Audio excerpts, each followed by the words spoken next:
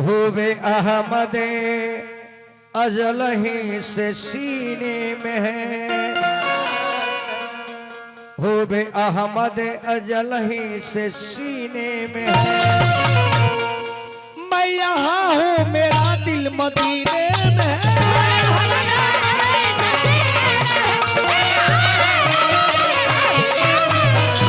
अहमद अजल ही से सीने में है।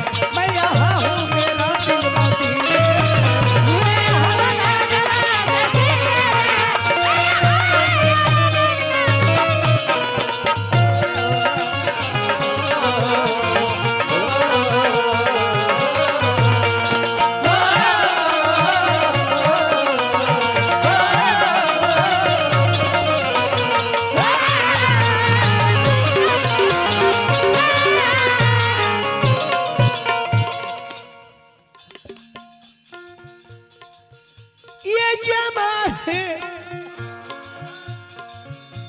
जमाने जमाने जमाने जमाने जमाने जमाने जमाने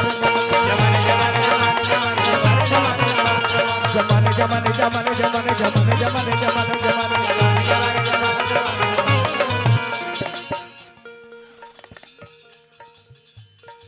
ये कौन माइक वा सीटी मारता है यार। मैंने कहा हूँ 2 नंबर ये जमाने परवरदिगार साहिब ईमान बना दे, परवरदिगार साहिब ईमान बना दे।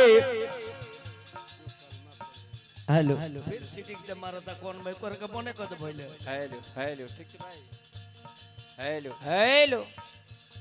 परवरदिगार साहिब ईमान बना दे, जो कलमा पढ़े सच्चा मुसलमान बना दे। मुझे तो 2 मौला 2 वक्त की रोटी, मैं कहा कहता हूं कि मुझको सुल्तान बना दे।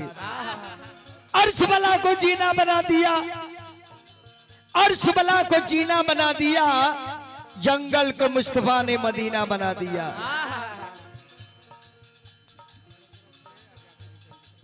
जाकिर बाबू की तरफ से या कवि जी की तरफ से 100 रुपया पुरस्कार। स्वागत भाभी नंदन बाबू। ये जमाने जमाने जमाने जमाने जमाने जमाने जमाने जमाने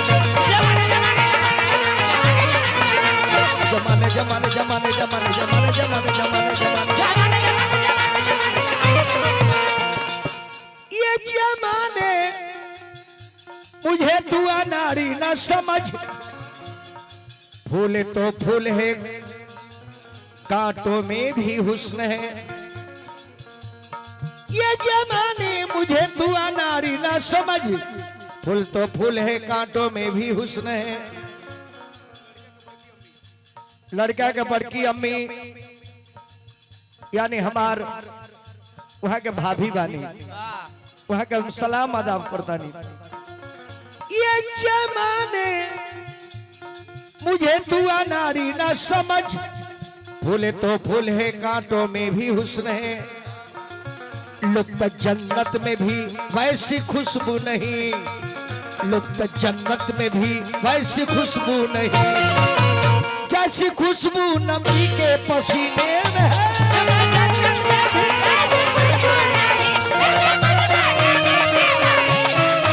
लुत्त जन्नत में भी वैसी खुशबू नहीं, जैसी खुशबू नबी के पसीने में।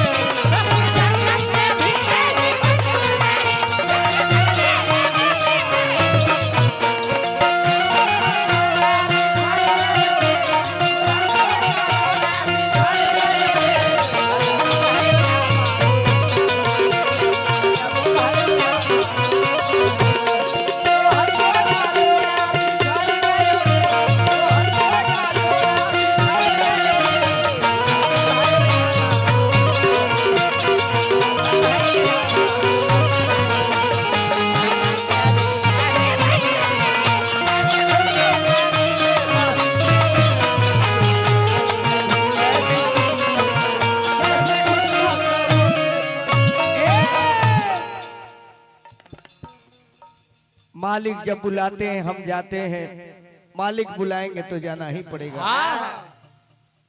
पहले बेर चाचा ये बड़ी कौवाली हम शायद बुझाता एक कव्वाली के 3,72,00,000 मुस्लिम समाज एकरा के लाइक कैले बा।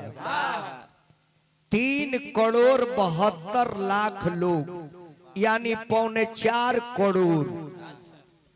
और जितना हिंदुस्तान में हमरा के मोहम्मदन समाज मानेला एकरा खातिर हम सबके स्वागत है चैनल के माध्यम से करो। देश दुनिया में दुबई में, कतर में, बहरीन में, सऊदी में, दोहा कतर में, जी जहां हमार मुस्लिम समाज बसल बा, हम सबके प्रणाम आदाब सलाम करो। खुदा से यह गुजारिश करब कि भाई हमार जी जहां बा बना रहे देश दुनिया में। पीठ के चलते रुआ सब गइल बानी ए सरुआ के अल्लाह हमारी खूब निरोग रखे बबुआ।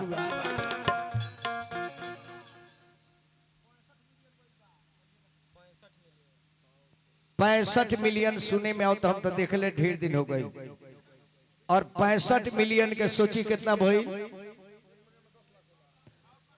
1 मिलियन में 10 लाख, तो 65 में अब जोड़ ली। ये हमरो से ना जोड़े हो तो पढ़ा लिखा रहती तो हम स्लेट पर लिख दिले रहती। नबी के बिन बुलाए कौन जाता है मदीने से।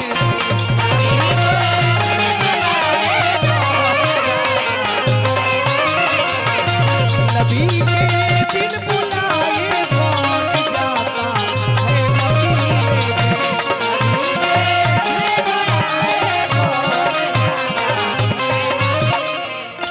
बुलाते हैं तो जाते हैं, बुलाए के तो जाएंगे।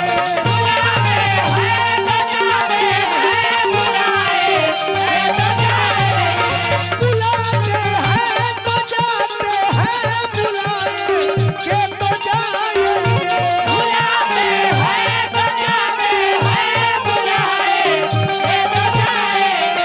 नबी के बिन बुलाए कौन जाता है मदीने।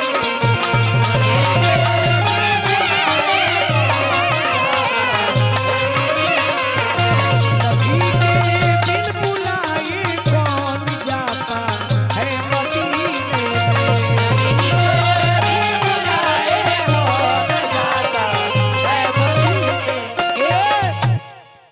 पहला बार बिहार में को हम ही कलाकार बने जान जाए जे गरीब बानी, गावे के ढंग नहीं खे, ना कोनो रूप रंग बा, ना कोनो हम बड़ परिवार के रहे वाला लड़का है, लेकिन समाज के प्रेम स्नेह जहां तक पहुंचा दे। एबरा का हर कलाकार तो ही कहते बड़े बात, लेकिन वो कलाकार से हम कुछ भिन्न कलाकार हैं। हम सबके अंदर रहे वाला, सबके खिलौना, सबके गोदी में रहे वाला, हर जनता जनार्दन अपन बेटा आ भतीजा मान के हमरा के मानेला। पहला बार गरीब नवाज बड़ी सुनत रहनी, आ कव्वाली बड़ी गौले भी रहनी। एक बार प्रोग्राम हमार बॉम्बे में रहल, संजोग से बॉम्बे से लौटनी, ओकरा बाद हमार कलकत्ता प्रोग्राम रहे। तब बॉम्बे से ट्रेन के टिकट बनल, संजोग से 2 गो टिकट बनल। बॉम्बे से चलनी तो गरीब नवाज वो स्टेशन पर उतर जाता नहीं। उतरनी पता कनी तो पता लागल कि गरीब नवाज के ही जी मजार बा। टिकट पर देखनी तो 4 घंटा के बाद ट्रेन रहे। हम कहे का मालिक जी कैसे उतार दिल हमरा के। ई जान जाए गरीब नवाज स्टेशन पर जे गइल होई, का जाने जे गइल हो के देखले बाया। सुबह में जाए नु जबे भोर हो जाई तब पेड़न पे इतना न सुगा बैठ के बोले लगी है सोन, आज जब सूर्योदय हो जाई तो सुगा न पाता। अतना न हाला सुगा लोग करेला, का जाने उहो लो इबादत करत हुई। और 1 घंटा के बाद एगो सुगा के पता ना लगी, जाना पेड़ पर सुगा लोग बैठेला। स्टेशन के बाहर निकल के देखब एगो पेड़ में पत्ता नहीं के सूगा लोग के बोलला के मारे आतना सूगा बोलो सके स्टेशन पर यो ना सुनाओ जे कौन ट्रेन कहाँ से होती है। एगो रिक्शा वाला से कहने के भाई साहब ख्वाजा गरीब नवाज के मजार कितना दूर है? तो आप ले सब क्या लिए हैं? हम कहे कि साजबाज है, इसको रिक्शे पर लाद दीजिए और आप लोग हमारे साथ पैदल चलिए। हम सोचे नहीं कि एक मतलब करीबे बा गईनी हम ख्वाजा बाबा के दरबार में थावे वाला है कुल ललका गमछुआ पहले रन से सब जना तो हमारा का ढंग बजे कोई में मजा लेके पूजा कोई जला। एगो मौलवी साहब से कहने के जनाब थोड़ा हमको पूजा करवा दीजिए ना, कैसे विधि विधान है हमको पता नहीं है। मौलवी साहब बोले कि आइए हमारे साथ दुकान पे हमको प्रसाद खरीदवाए और बोले कि आप लोग कितने आदमी चादर चढ़ाएंगे? हम ये पूरे समाज हमारा चढ़ाएगा। आप बोलिए तो पूरे समाज के चादर लेके प्रसाद लेके छाइटी खाने मिलेला। ख्वाजा बाबा के दरबार में जब ढूकनी तो गेटवे पर एक जना पर्ची काटेले, रसीद एगो मिलेला। कितने के रसीद काट दे? हम कहिए 125 रुपये के काट दीजिए। जब लाल लाल गमछा देखल लो चाचा तो मौलवी साहब को अंदर की आप ये गमछा पूर्वांचल का गमछा है, ये कहाँ मिलता है? हम कहेंगे थावे मंदिर पर। कौन सा जिला है? हमके गोपालगंज जिला बिहार। आप लोग क्या आए हैं यहाँ? तो हम देखिए कहतनी मेरा यही ड्यूटी है, ये हिंदुस्तान में कहाँ कहाँ मंदिर और मजार है उसका इंक्वायरी करते हैं। अरे ये कौन सा अधिकारी है आप? हम का अधिकारी है कि हमारे देवी देवता कहाँ कहाँ बसे हैं। हम सब मंदिर मजार को गिनती कर रहे हैं। का कहीं रहुआ से धान है ख्वाजा बाबा। अंदर मौलवी साहब बेचारू ले गए, कहले कि आप लोग कलाकार हैं। अंदर गईनी मजार के लगनी घूमे आ लगनी चूमे, कहने की का बाबा सोचले ना रहने कि हम ही जाए, लेकिन हमरो के तू बोलौला संगे संगे झलवहियानो के बोलवा दे ती जान ली। यही से कह जला अजमेर में वही जाई जेकर लिखल हुई। इरादे रोज बनते हैं, कम जाएंगे। इरादे रोज बनते हैं, बनकर टूट जाते हैं। अजमेर वही जाते हैं जिसे ख्वाजा बुलाते हैं।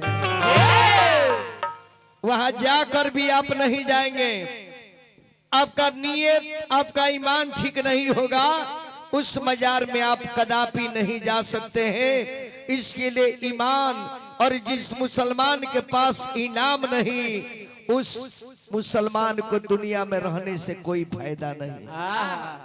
समझला कि ना? समझा नहीं। यही सब कहिले हुबे अहमद अजल ही सीने में है। अरे मैं यहाँ हूँ मेरा दिल मदीने,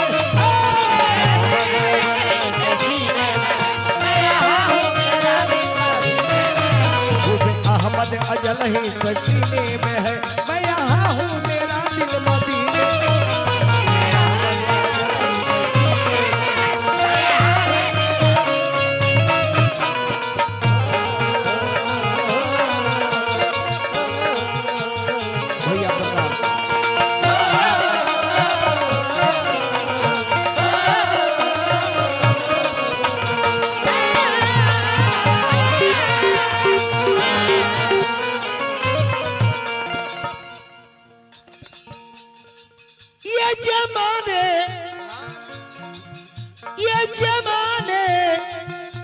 जमाने जमाने जमाने जमाने जमाने जमाने जमाने जमाने जमाने जमाने जमाने जमाने जमाने जमाने जमाने ये जमाने। अरे मुझे तू अनारी न समझ, फूल तो फूल है कांटों में भी हुस्न है। लुप्त जन्नत में भी वैसी खुशबू नहीं, लुप्त जन्नत में भी वैसी खुशबू नहीं। जैसी खुशबू नबी के पसीने में है।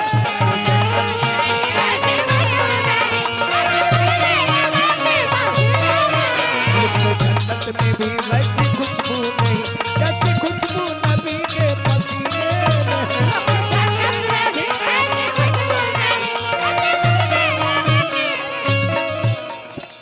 ऐसे गांव से हिंदू मुसलमान से निवेदन करो, आप अपना धर्म काम कीजिए, मुसलमान को अपने धर्म के काज करने दीजिए, हस्तक्षेप न कीजिए। आप भी वही काम करते हैं जो वो करते हैं।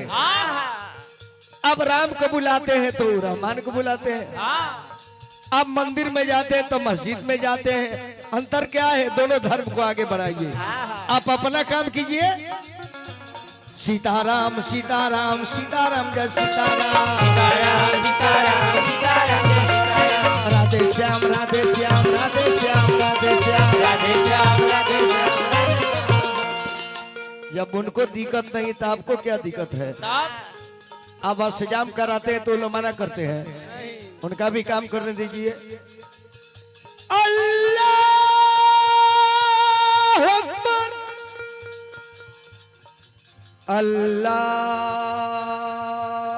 अकबर, ला इलाहा इल्लल्लाह मुहम्मदुर रसूलुल्लाह, ला इलाहा इल्लल्लाह मुहम्मदुर रसूलुल्लाह, ला इलाहा इल्लल्लाह मुहम्मदुर रसूलुल्लाह, ला इलाहा इल्लल्लाह मुहम्मदुर रसूलुल्लाह। अल्लाह अकबर अल्लाह अकबर, ला इलाहा इल्लल्लाह मुहम्मदुर रसूलुल्लाह, ला इलाहा इल्लल्लाह मुहम्मदुर रसूलुल्लाह, ला इलाहा इल्लल्लाह मुहम्मद, ला इलाहा इल्लल्लाह मुहम्मदुर रसूलुल्लाह, ला इलाहा इल्लल्लाह राधे श्याम राधे श्याम राधे श्याम, ला इलाहा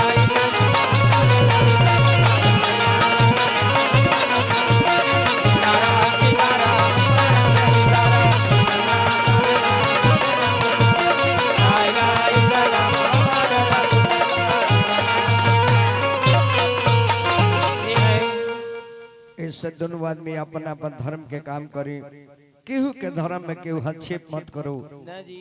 भारत के सभ्यता संस्कृति संविधान में बनल बा कि सबका अधिकार है, सबका अधिकार है।